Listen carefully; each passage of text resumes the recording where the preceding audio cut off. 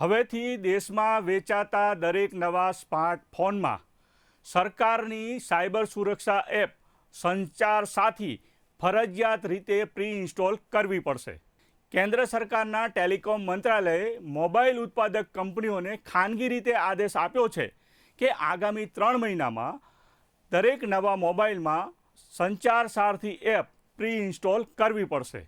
નાગરિકોના પ્રાઇવસીના અધિકારને લઈ વિપક્ષે વિરોધ કરતા વિવાદ શરૂ થયો છે। નમસ્કાર દર્શક મિત્રો, હું છું સુરેશ વણોલ અને બેનિફિટ ન્યૂઝમાં આપનું સ્વાગત છે।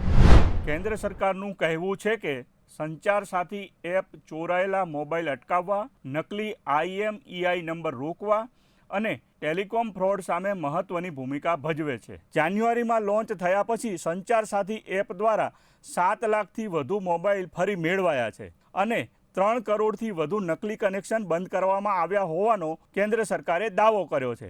યુઝર્સ માટે મહત્વની વાત તો એ છે કે સંચાર સારથી એપને યુઝર્સ ડિલીટ કરી શકશે નહીં।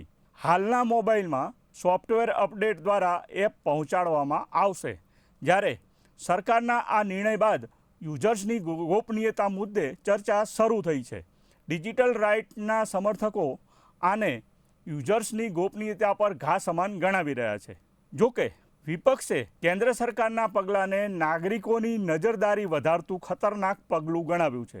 કેટલાક નેતાઓએ સંચાર સાથી એપની તુલના પેગાસસ સાથે કરી છે। સંસદમાં વિપક્ષે વિરોધ કરતા કેન્દ્રીય મંત્રી જ્યોતિરાદિત્ય સિંધિયાને સ્પષ્ટતા કરવાની ફરજ પડી છે।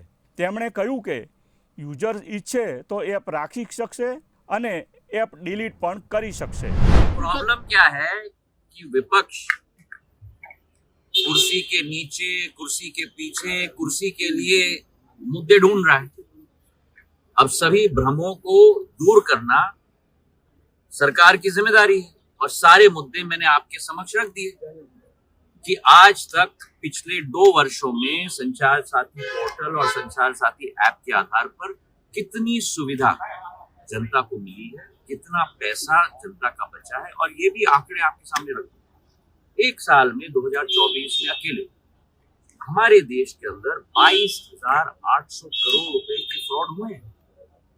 एक तरफ विपक्ष चिल्ला रहा है कि आप फ्रॉड कैसे रोकेंगे, दूसरी तरफ अगर संचार साथी के ऐप हमने आप आम नागरिक को दे दिया तो कह रहे हैं पेगासस, करो तो मरो, न करो तो मरो। तो जो लोग सत्य नहीं देखना चाहते हैं उन लोगों को हम सत्य नहीं दिखा सकते। जो लोग सुविधा इस्तेमाल करना चाहते हैं वो करें, जो नहीं करना चाहते हैं और डिलीट करना चाहते हैं वो डिलीट करें। जो कि आ नियम लागू थता एप्पल, सैमसंग, शाओमी, વિવો અને ઓપ્પો જેવી દિગ્ગજ કંપનીઓ સામે એક નવો પડકાર ઊભો થશે। તો શું સાયબર સુરક્ષા માટે યુઝર્સની ગોપનીયતા અંગે સમાધાન કરવું પડશે? સરકાર તથા ટેક કંપનીઓ વચ્ચે શું સમાધાન થાય છે અને વિપક્ષો આ મુદ્દે કેવો વિરોધ કરે છે તેના પર સૌ કોઈની નજર રહેશે। Bureau report, benefit news.